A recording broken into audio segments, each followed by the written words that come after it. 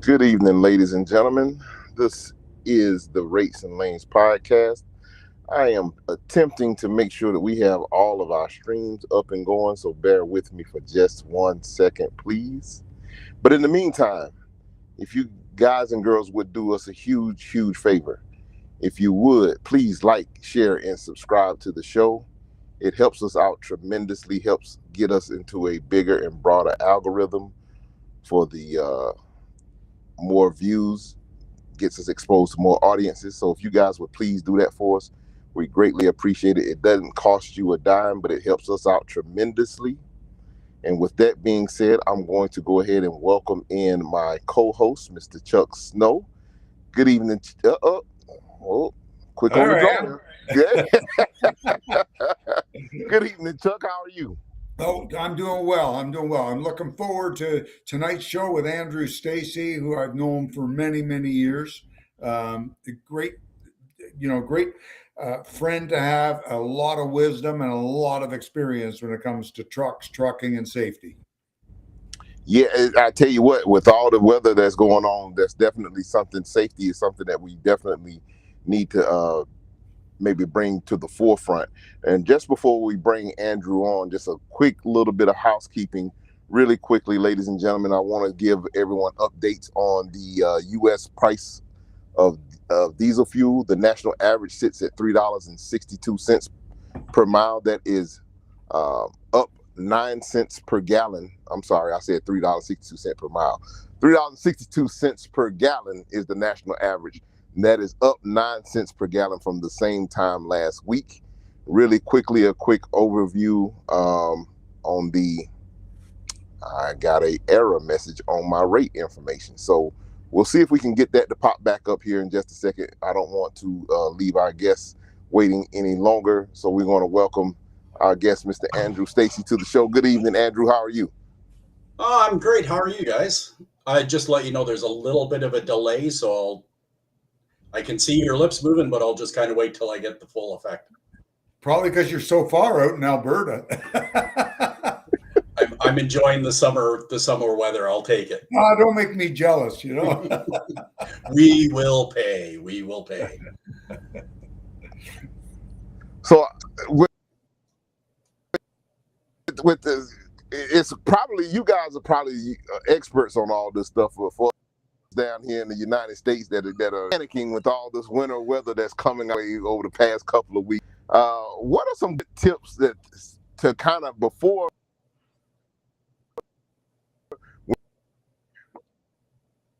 sound is you a week out and you've heard what are some things that probably somebody should on the truck?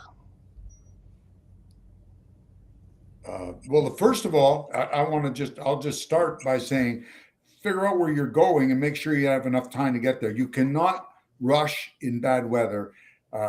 We have a saying here, snow means slow. Yeah, trip planning and making sure that your vehicle is equipped for the winter weather. When anytime we've been going, because I live at the Rocky Mountains, so anytime that we were going out in the winter, we would prepare for all seasons because we could hit all seasons between here and the coast. And I think one of my biggest pet peeves is watching drivers with frozen air. When drain your air tanks, get the fluid out of the air tanks. Drain them every day and make that a habit. I've run the far north for so long, like up into the Yukon and up in the Northwest Territories and stuff like that, where it gets subarctic cold at all times. And even like this is when the older trucks, we would have to replace fuel filters just to stop it from freezing up. And the best thing you can do is drain those air tanks consistently to get rid of the moisture that's in your tanks. Can I add something to that? Some of the new trucks, there's a problem with them, and they don't give you the old-fashioned valves, like the tap valves that we grew up with. And they've got this stupid string, a wire cable. Get rid of that. It's going to cost you all of $30, okay, at the most, or do it yourself.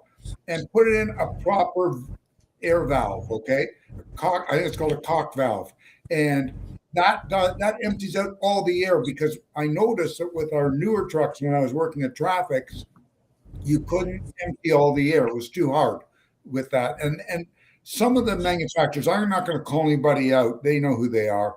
They put them in really awkward places where you can't get to them.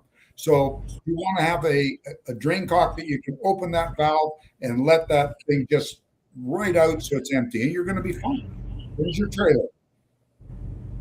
It's actually pretty, it's pretty simplistic. You want to make sure that, your belts are in good shape. I mean, because they're going to go through the temperatures, your tires, all your fluids. And I guess in the most part, always be prepared. Like when we were going into the mountains, we didn't know if we were going to get hit by an avalanche and be stuck in the middle for somewhere for maybe 1 day, 2 days. You have to be prepared to survive, right? You have to, take your food with you, water, all the stuff that you need to survive for a couple of days until somebody can get you out, if that be the case. So Mother Nature wins at all costs. Great point. And make sure, for gosh sakes, you have enough windshield washer fluid. I don't think there's anything worse than having dirty windows. It takes that much more out of you when your windows are filthy dirty, you can't see out of them. So make sure your windows and mirrors are clean. That helps. And if I want to add one more, I found out that putting a little bit of methyl hydrate in with the windshield washer fluid stops them from streaking in the freezing cold. All very good tips. I got a question, a follow-up question. Something that I've noticed that a lot of new drivers and a lot of new people have kind of gone away from. But how critical and how important would you guys say having a CB radio when bad weather, when you're in a situation like that where you get stuck in bad weather? How critical would you say having that CB radio is? Oh, well, you know what? Funny enough, I was out for lunch today with an industry professional, and he's a great professional. And as the times are changing, and we're becoming a little bit more technological when it comes to, I mean, here we are on a podcast, or we're using telematics in all our vehicles, our telephones. That there's systems that are being put in place, like through the mapping systems, that can alert you of extreme weather events or dangers and stuff like that through those. And as we go forward and the manufacturers make these trucks a lot more technologically advanced as they are, I'm sure that that's what you're going to see. But to me, maybe it's my old school values, but there's nothing like hearing somebody coming the opposite direction telling me to slow down because things are happening up ahead. Yes. That gives me a real heads up. When you hit a patch of fog, and we've all been on either the East Coast or the West Coast, and you get an oceanic fog that rolls in, it can roll in and hit a wall, and you could be out. I've done this when I'm driving in Newfoundland. It was beautiful, bright and sunny, but by the time I got to St. John's, it was like I hit a wall, and I drove into hair-raising fog, and I mean thick fog. So it can hit in an instant. So it is really nice when somebody can give you that heads up. I know that in the mountains, when I ran regularly, we used to run VHF radios so that we could hear what the road crews were doing. We could hear what we could hear what people were doing 15 to 20 miles down the road. We knew what hills people were spun out on, and it was essential to know what was going on so that you could prepare. You prepare physically, but you prepare mentally. So I think they're a huge value. I think what? Let the manufacturers charge a couple $100 extra a truck, and put the damn things in the truck when they're brand new.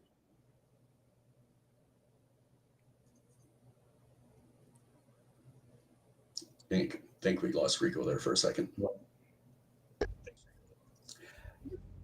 Uh-oh. I'm hoping my connection improves. I'm kind of in the middle of nowhere out here in Mississippi. So I got a question for you, Rico. Being in the United States and so many trucks down there, Are you guys still using CBs a lot down there? A ton of old, like I say, your old guard still has CB radios. A lot of the newer people in the newer trucks have gotten so used to being able to entertain themselves with other gadgets and things of that nature inside of the truck, and so you're starting to see a lot of people not have CB radios at all. I remember as my gift when I finished training with MS Carriers back in the day, my trainer, as passing my class and passing my certification, he bought me a CB radio as my parting gift. So Wow. you know, that was one of the things, and I thought that was a cool little tradition that, you know, they kind of had going on back at MS Carriers, that if whoever you train with, your trainer would buy you your first CB radio. They're fantastic. Well, one thing I think we need to keep in mind too, though, is as we advance forward, those can also be seen as a distraction for distracted driving, something in your hand you're reaching for, and in not knowing every single, provincial and state law, which ones are going to allow it and not allow it and everything else like that, and the way that your brain manufactures that kind of a conversation. You probably won't see them for much longer, but what do you, as a driver still to this day, what is your thoughts on the idea of them putting it into the tablet system that for the ALDs and stuff like that, so that there's instant alerts? That would be, I really, personally, I love that one. What do you think, Rico? And I haven't seen, I'd love to see that in action. That's something new. That's a piece of technology that I haven't seen as of yet, but that seems interesting. Because but I still think that it's very important, like we just stated, to have someone, the lag of information coming from it being reported versus somebody that just passed it and you're going in that direction. The ability to have that heads up, I think, is absolutely critical. I just thought of the greatest invention in the world right here on Rates and Lanes, guys. No, seriously, and I'm sure there's an engineer over at MIT when he's not out protesting about something that might be able to invent this. Imagine a CB radio that when you press it, it cuts out the other, you go to, you hear something, it would cut out the other communication around, like the radio, the whatever else entertainment system you had, and it came on, and you only use them for emergency. Almost like we used to use Channel 9 in the old days. And then 19 got overcrowded. And you only use it for emergencies. And everybody runs Channel 9, but maybe this helps bring back our culture. You can only use it during emergency. If you don't, it's like, it's a bad stink, like calling 911 and asking what time it is. You just don't do it. This is for emergency only, to warn somebody about a deer on the road, which you can get anytime you're in Pennsylvania. Yeah, tell me about it. Yeah, I bought a few. You brought back a bad memory there, Chuck. I remember I had a driver that I had in a truck, and he hit a deer in Pennsylvania, and I had to drive up with my the little tow hitch and drag my truck back down to Georgia to get it. Oh yeah. Well, I can say from in my current position, as a fleet risk specialist, we are starting to see and hear of, and because a lot of people want to come to us because they want us to see the value in what they're doing when we're talking technology. And what we do see is it's endless, and it's moving at a pace that I never thought was something I would see in my lifetime, and there's some interesting stuff that I hear about, not always seen, but you hear in the grapevine. And I think you're going to see a lot more of the technology working that direction. It's like we I consistently get asked, when will, us in the insurance world, because I work for an insurance company, but when will we make telematics mandatory?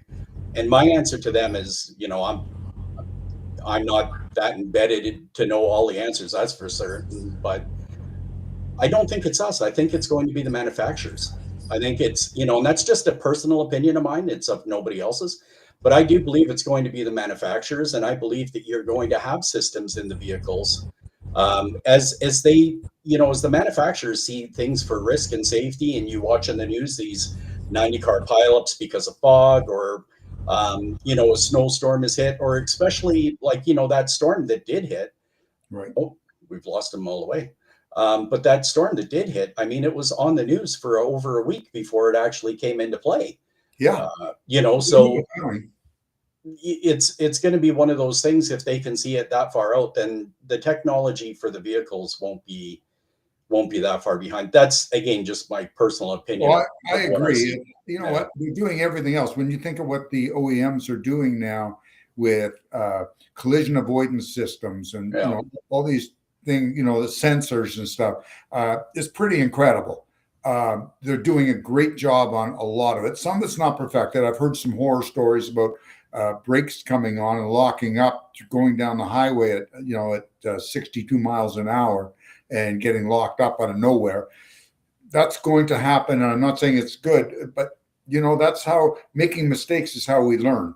And if the OEMs are willing to take that truck apart and find out how that thing dynamited, then we're going to fix the problem.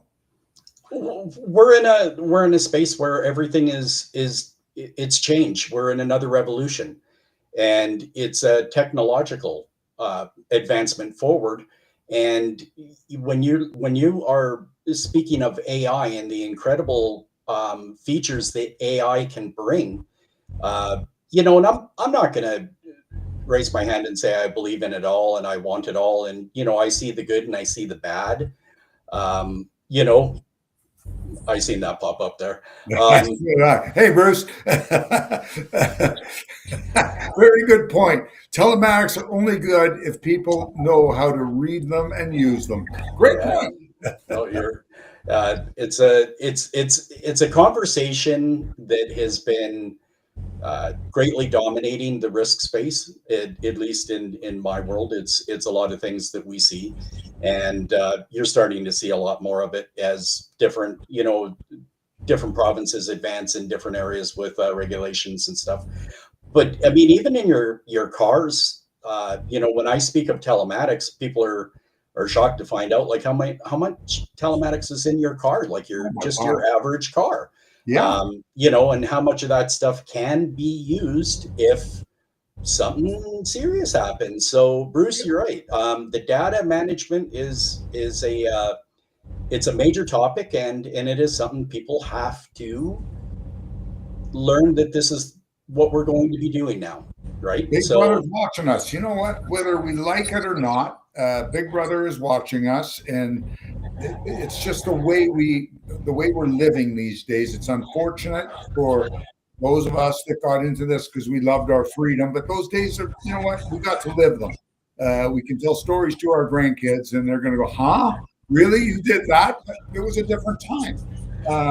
It was. And I honestly, in my heart, I do believe that it's not long until the insurance companies are going to demand that any commercial vehicle has complete telematics and that they can see everything going on, and they will judge risk by that. And that's the only way they. I heard something real interesting from one of our guests, Tommy Rook, who's they call him in the States Professor Truck Insurance. And Tommy made a good point once about cameras, especially forward and driving facing cameras. And he said the beauty of them is if a driver messes up, and let's just say he is distracted and he's going to go reach for his cigarettes or whatever in the cab of the truck, and he crashes it. At least the insurance company knows not to go and spend millions of dollars on lawyers. They know right away they got to settle this one. It is true. We get that quite often, and somebody will ask me, what happens if I'm at fault? And my answer to them is, what? We're human. Everybody can have a bad day at the office, right? You could. I mean, we don't know until we're out there, and you know, if you do happen to have a bad day at the office, it does give a chance for things to be settled amicably and quickly. And when you do know that it's at fault, but it also gives you a chance to dig your heels in and be defended when the defense is required, right? So I've seen it probably more often than not go in the driver's favor in different circumstances. I've seen it where a driver was going to be charged with negligence, which would have been a criminal charge. Yes. And the camera showed something different. Even though he was at fault, the camera showed something different.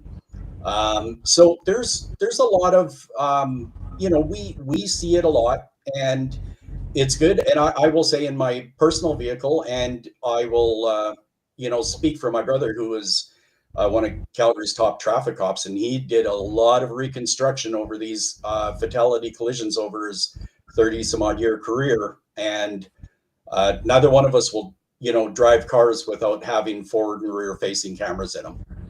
And again, it does. It doesn't mean I'm not going to have a bad day, but you're not going to see me distracted on it. No, because you know what? If you're talking to your friend on your phone, holding it like that, and you smash the front of your car up, now you're in big trouble. And if you lie about it, especially you lie on a witness stand, now you're in bigger trouble.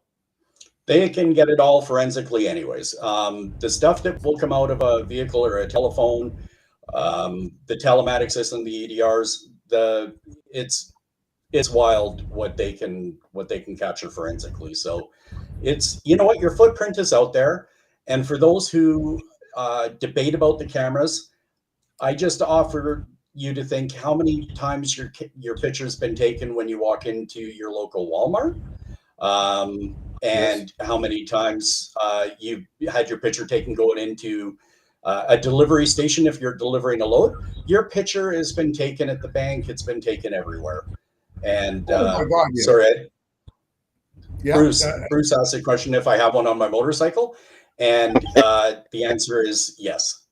For the okay. For the chin, yeah, you betcha. There's a camera whenever I'm riding my bike. Now I got to ask a question. In the summertime out there, does that lens get covered with bugs? I drive slow, or I ride slow. I'm old now. I don't.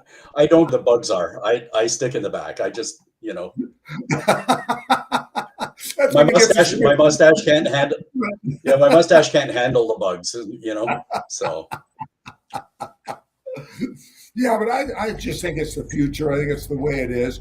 I was over in Australia, and there everything is telematics.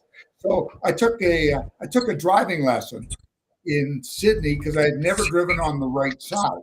I've been driving on the left side since I was a little boy, and I figured, you know, I'm over 70, and I don't know what happens if I screw up. I'm going to take a driving lesson. And I did, and I'm driving the car like 8 kilometers over the limit. And the guy's screaming at me, "What are you doing, mate? You're trying to get me in trouble," you know. And I said, "Well, what's wrong?" And he says, "You're going 8 kilometers over." And I said, "So what?"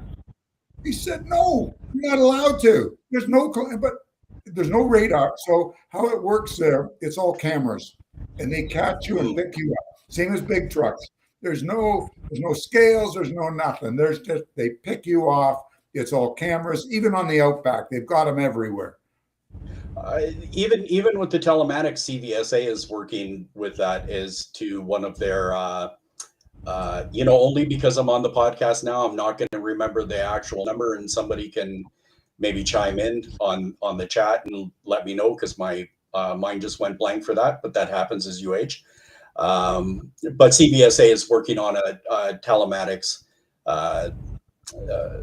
inspection, right? So that, you know, only a matter of time.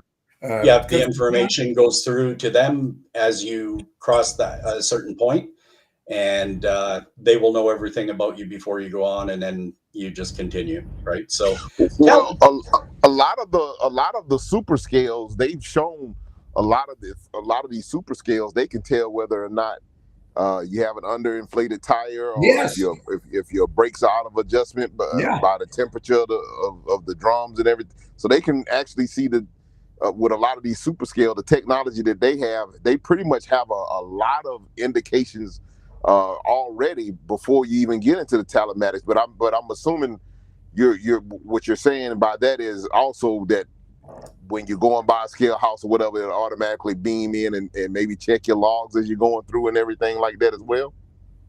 Everything that's going to be in your system to what you're hauling, your load manifest numbers, whatever you're putting in there, they're going to be able to have it all. And if they're able to read your tire pressure and your temperatures and everything, it's only coming from one spot, and that's the system in your truck, right? So it's Right. It's an amazing world in one way. It's when you think of some of the creature comforts that you get out of it, it's scary in another. But I'm sure, if you think back to, say, my great grandparents and stuff like that, they felt the same way when evolution was changing for them. But it didn't change as quickly. This has come on very quickly. It's not like your grandparents saw change every 25 years or so, but now we're seeing it every 2 years. Yeah, that's true. And it's I would have said, I went to a couple risk management seminars, and as I went into them, I remember going into the first one in Vancouver, and I would have said to any client, you probably got a couple of years, 3, 5, maybe even 6 years before you're going to see anything. And I came out of that event, and the conversations that were in there was like, you don't have 6 months, because and it's, and again, it's not, what I hear from the insurance people. It's when we go into seminars and we get to sit with government officials, and you hear some of the little rumblings that go on with that, and whether they all come true or not, we don't know. We won't know until, we don't know what the future holds that way. But I mean, the technology from retina scanning to just look at when you're going into some of the airports now down in the United States. And Yeah. I do know up here in Canada, I live in Calgary, and I made my first flight to, this year to Toronto. And when I got into the airport, I was ever so excited to see that we finally got a new scanning system that I don't have to take all my stuff out. Yeah. I can just throw it all in, and I don't have to take my laptop and all my other stuff, which I had down to a science because I travel so often. Right. But this time it was like, this is amazing. And I just threw it all in. And of course I got picked on for everything, but that's fine. I'm good with that. They'll come around. Yeah. But it's like I said, the technology is amazing, and it's scary all at the same time with some of the things that can happen. Andrew, what have a lot of companies? I remember a pilot project. Oh gosh, years ago. It's at least 10 years ago with Challenger Motor Freight, and what they did was they checked I think it was a handful of drivers. Maybe Bruce knows better how many, and with retina scanners to see if they were tired, and they were able to check how awake they were using the camera, forward facing or a backward facing camera, driver facing camera, to see how that driver was getting tired, and they were able to pick it off pretty quickly. What's going on with that technology? Do you know? Actually, so I can tell, and just not to be mean or to throw somebody's name out on the air, offline, I'll give you a name of a safety person that we both know quite well, that has worked with that. And so your rear facing camera with the AI technology, and it's a Cole's Note version, because if somebody's really technical out there, they'll probably eat me alive with this. So Right. but the AI technology does have the tools that are going to find, for micro napping and for those drowsy moments and stuff like that. So they're Right. going to find if your eyes are moving away from things.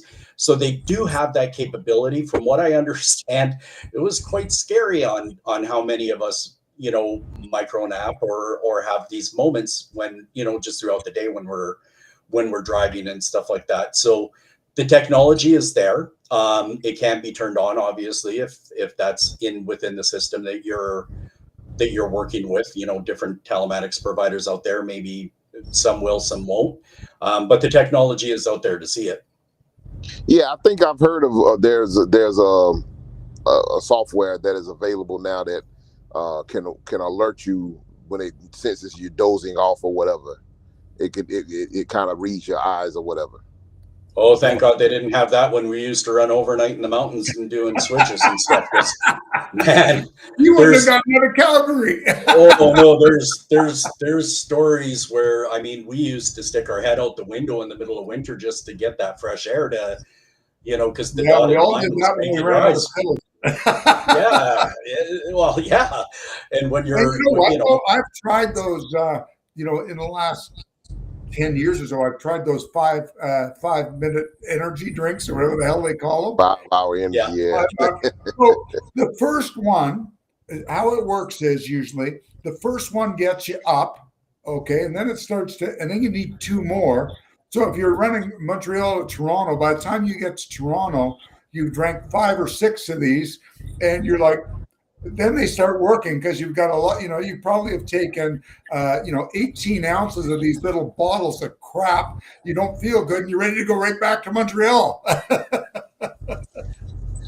I will just stick with Juan Valdez. I'm good with good old fashioned coffee and Well, the yes, I agree. You know what? I go with sleep. When you're tired, get the hell off the road. It is Yeah, not pull meant on to be over crashed. and lay it down. Everybody well, has seen the big black dog or a goose in the middle of the road or something else. Rico, it kind of, Right. you had asked a question there, and I just kind of wanted to go back to it there for a second because it was in the inclement weather and everything else like that, and we do have newer drivers that are on the road. Trucks are different today. They're you're driving with and sometimes to a computer more than what we were doing with the mechanical, and that makes a difference. But I it's just one of my things I would like to say, everybody has a different skill level, right? Everybody has a different threshold, and it doesn't make you weak if you think that it's time to put it down, even though you're seeing others still going. If it's not within you and you don't feel it in your heart, your bones, your back, your butt, go to bed. It's put it to rest because you, doesn't make you any less of a driver. Nowadays, had I known that back in the day, I wouldn't have driven some nights. And there's nights where I've sat on top of hills with chains on, looking over, going, "What the f am I doing? Why am I here? Was it worth it?" And okay, I made it through, but there's a lot of people that just don't feel comfortable with that kind of risk and that skill. And for those, I say, don't feel ashamed. It, you're not being dumb or you're not being a lesser driver by putting it into a truck stop for the night. You're being Listen, professional, okay? listen. Because a true professional knows what the conditions are. Many a drivers have. I'm gonna speak for myself, but I know many a drivers have had this experience. I've had days when I have slept like a baby. I mean, I slept really good, felt really good when it was time to start my shift. Got in the truck, got going down the road. I may have gotten 50 miles down the road, and man, I was fighting to keep my eyes open. I've had days where I slept like crap or got barely any sleep at all and drove 11 hours straight without any problem at all. It's kind of funny how that things, I don't recommend those things, but I'm just being transparent about but when you definitely feel like you can't go any further or you feel like you become a danger. I kind of had this is going to sound a little crazy, but I had a one swerve rule. If I swerve one time, it's time to pull over.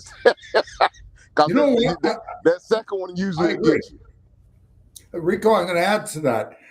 I noticed when I was driving that if I downshifted or upshifted and I wasn't shifting smoothly, that was a sign I was tired.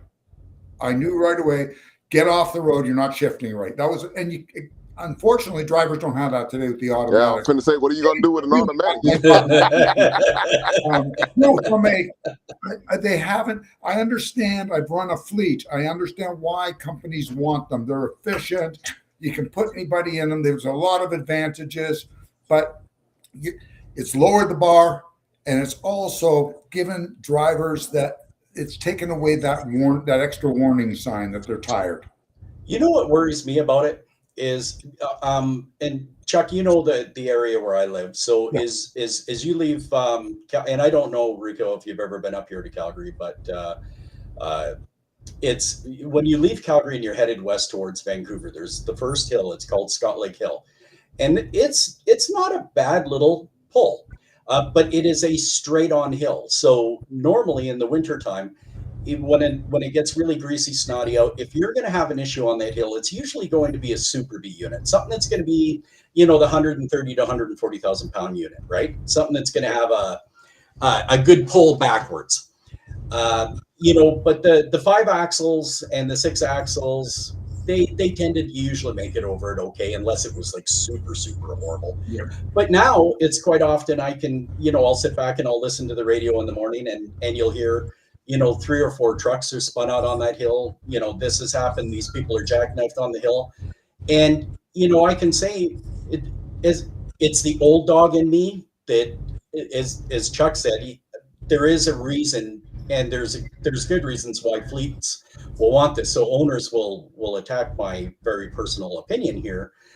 But not only does it take away the skill, but it also takes away some of the advantages of understanding and driving to conditions where we learned in a hurry, how to pull a hill. And there were certain RPM bands that you needed the truck in. You needed it. You wanted to stay away from torque, or not. You just had to feel where you were going, and you drove by feel a lot. And we didn't have as many problems back then as we do now.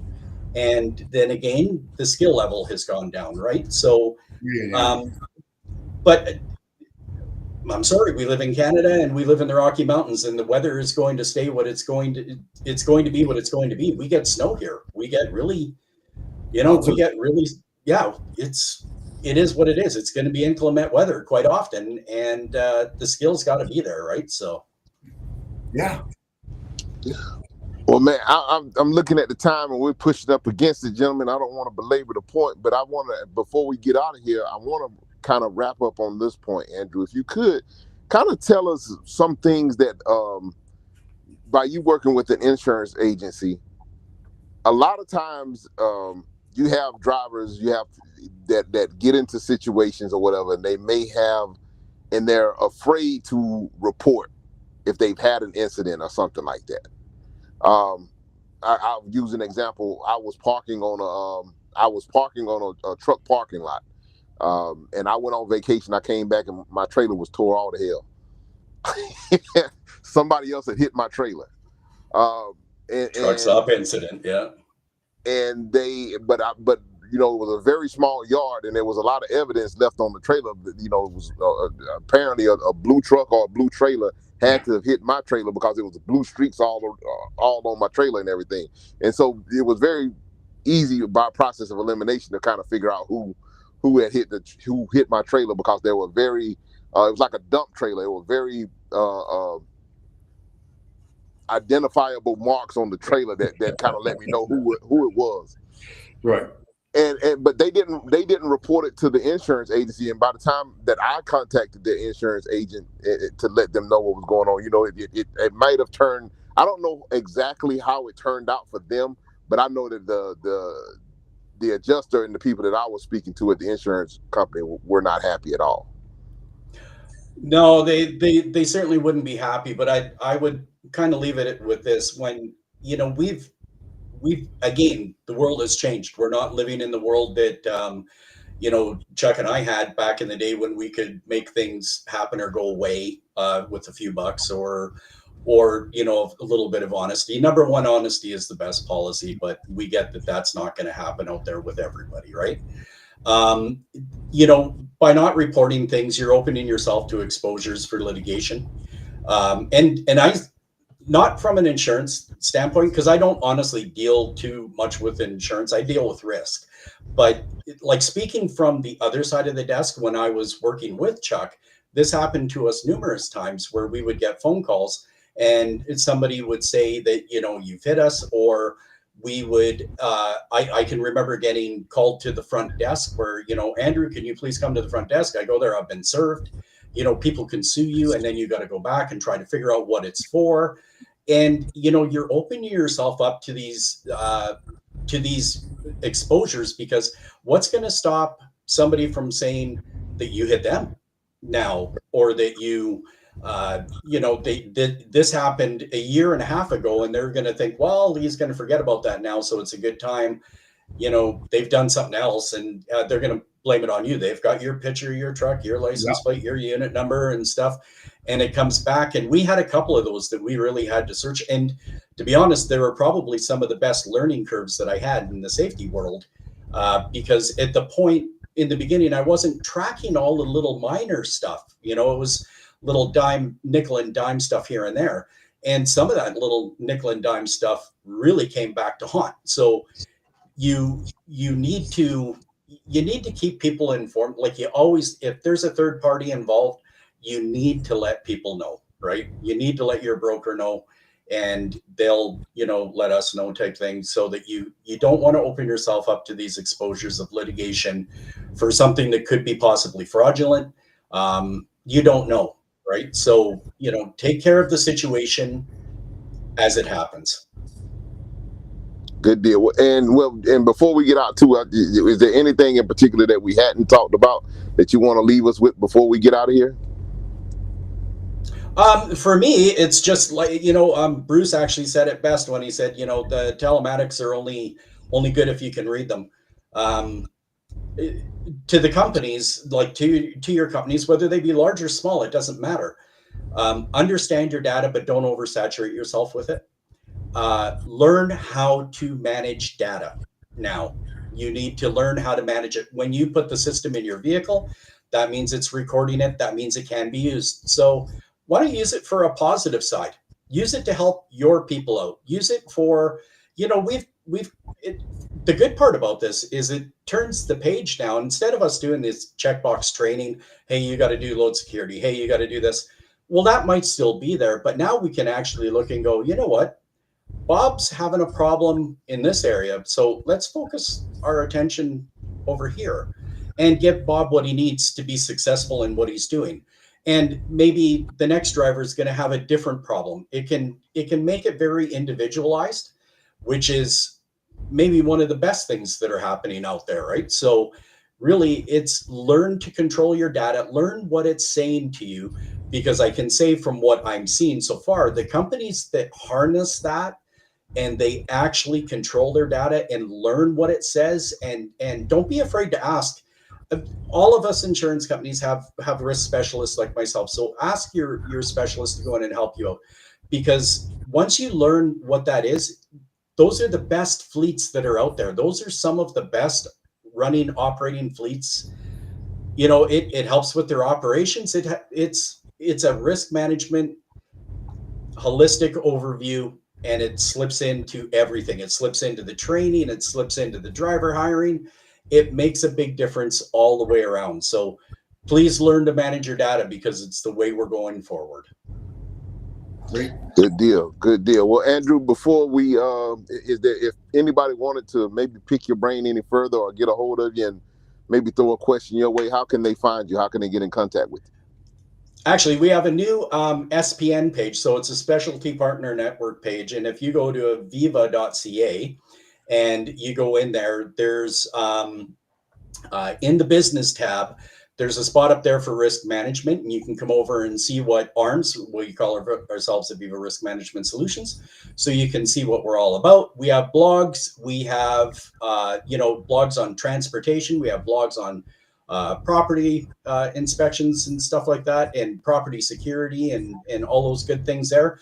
We've got it all sitting up there, and you can reach out to us. The email address is on that site where you can email, and that means it would come to any one of us specialists here within the company, and would be happy to answer any questions that might come forward.